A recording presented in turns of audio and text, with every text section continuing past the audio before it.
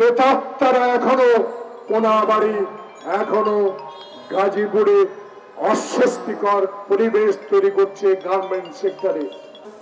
শেখ হাসিনা একটি কথা বলেছে, এই কথাটা বাংলার বুকে যিনি উজ্জ্বল নক্ষত্র তৈরি করে পৃথিবীর বুকে আমাদেরকে আরেকবার পরিচিত করে দিয়েছেন ডক্টর মোহাম্মদ ইউনূস, তাকে আমি একটি উক্তি স্মরণ করে দিতে চাই। মহামান্য মাননীয় প্রধান উপদেষ্টা শেখ হাসিনা এখন কলকাতা বা দিল্লি আছে, জানি না কোথায় আছে। সে বলেছে আমি সীমান্তে আছি, হুট করে যে কোনো সময় ঢুকে যাব।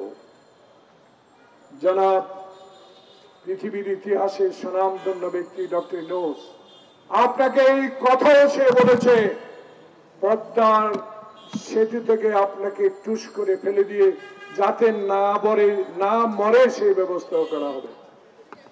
সেই মহিলা শেখ হাসিনা এখন বাংলাদেশে নাই, সেই জুলুমবাজ সরকারের প্রধানমন্ত্রী এখন বাংলাদেশে নাই, পলাতক।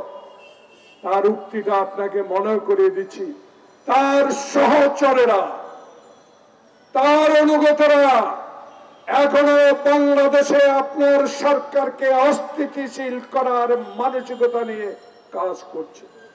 তাই আজকে এই কর্মজীবী দলের দাবি আপনার কাছে, বাংলাদেশের মানুষ আপনার কাছে চায়, যারা খোকনকে নির্দেশ দিয়ে গুলি করেছে, যারা মুগ্ধকে গুলি করে হত্যা করেছে, তারা তো আজও বাংলাদেশের সব আনাসে কানাসে এখনো প্রশাসনে বসে আছে ঘাপটি মেরে।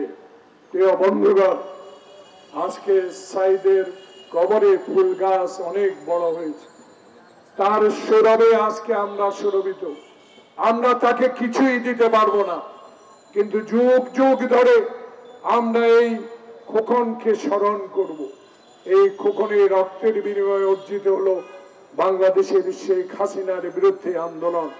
প্রিয় বন্ধুগণ, আজকে তাই এই জন্য প্রমাণ করে দিতে চাই, এখনো আশুলিয়ায় কেন অশান্তি, এখনো কেন কোনাবাড়িতে গার্মেন্টস বন্ধ, এখনো কেন গাজীপুরে গার্মেন্টস বন্ধ। তাদের প্রেতাত্মারা এখনো আছে। এই আজকে একটি পত্রিকা আমি দেখেছি, একজন সাবেক সভাপতি একটি বিবৃতি দিয়েছে, এই সাবেক সভাপতির আমলে বাংলাদেশে গার্মেন্টস কে ধ্বংস করে হিন্দুস্তানে নিয়ে যাওয়ার এই প্রয়াসরা করেছিল এই ব্যক্তিটি।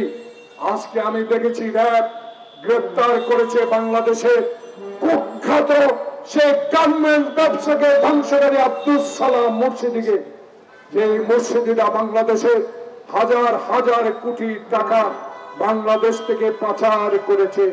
সেই মুর্শিদির প্রেতাত্মারা এখনো কোনাবাড়ি এখনো গাজীপুরে অস্বস্তিকর পরিবেশ তৈরি করছে গার্মেন্ট সেক্টরে।